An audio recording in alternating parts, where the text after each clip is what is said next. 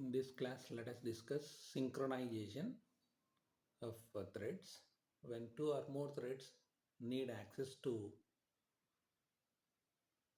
a shared resource, they need some way to ensure that the resource will be used by only one thread at a time. The process by which this is achieved is called synchronization.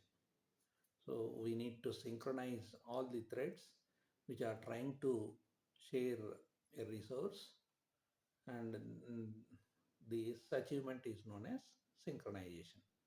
So key to synchronization is the concept of the monitor, also called semaphore. A monitor is an object that is used as a mutually exclusive lock or mutex. Only one thread can own a monitor at a given time. When a thread acquires a lock,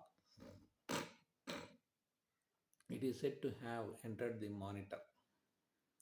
All other threads attempting to enter the locked monitor will be suspended until the first thread exits the monitor. So these other threads are said to be waiting for the monitor. A thread that owns a monitor can re-enter the same monitor if it is so desires. Let us try to understand the problem without synchronization.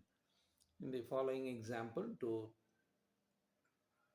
threads are accessing the same resource to print the table. The table class contains one method, print table integer, which actually prints the table. We are creating two threads, thread 1 and thread 2, which are using the same instance of the table resource to print the table. When one thread is using the resource, no other thread is allowed to access the same resource table to print the table. So here we have an example without the synchronization. So class table void print table integer n method not synchronized for integer I equal to 1, I less than or equal to 5, I plus plus.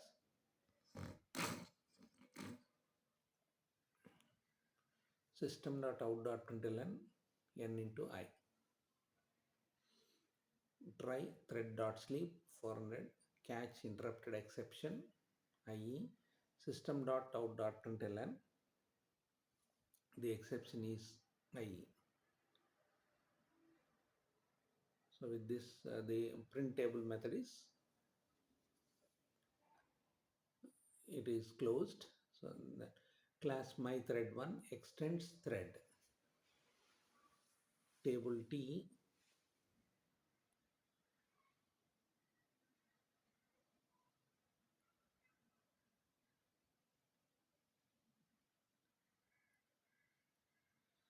where T is the reference variable of class table. My thread 1 table T,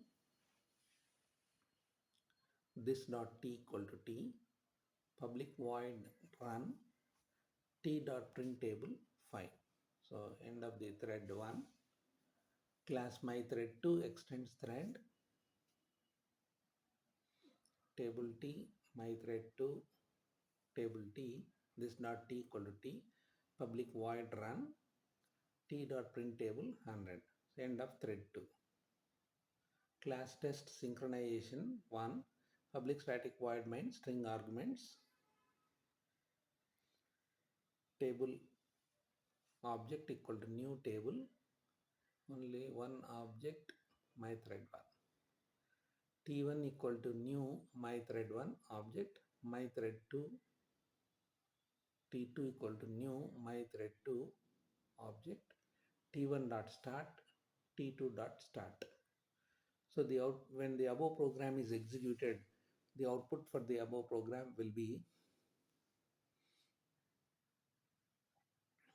510, 200, 15, 300, 20, 400, 25, 500.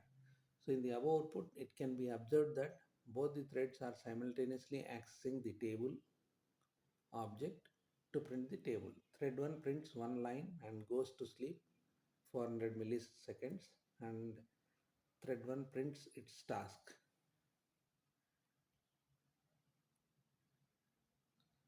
Now using the Java synchronize method, if you declare any method as synchronized, it is known as synchronized method. Synchronized method is used to lock an object for any shared resource. When a thread invokes a synchronized method, it automatically acquires the lock for that object and releases it when the thread completes its task. The general form of synchronized method is synchronized type method name, parameter list, and its body, where synchronized is the keyword, method contains the type, and method name represents the name of the method, and parameter list indicates list of the parameters. Now let us consider an example using the synchronized method. Class table synchronized void print table integer n. For integer I equal to 1, I less than or equal to 5, I plus plus, system.out.println n into I, try thread dot sleep 400, catch interrupted exception IE, system.out.println, the exception is plus I. So end of the print table method, which is synchronized. Class my thread 1 extends thread table T, my thread 1 table T, this dot T equal to T, public void run T dot print table 5. End of thread 1. Class my thread 2 extends thread table T, my thread 2 table T, this dot T equal to T, public void run T dot print table 100. End of thread 2. Class test synchronization 1, public static void main string arguments, table object equal to new table, my thread 1 t1 equal to new my thread 1 object, my thread 2 t2 equal to new my thread 2 object, t1 dot start, t2 dot start. So when the above program is executed, the output will be 5, 10, 15, 20, 25, 100, 200, 300, 400, 500. So in the above output can be observed that when thread 1 is accessing the table object, thread 2 is not allowed to access it. Thread 1 preempts the thread 2 from accessing the printable method.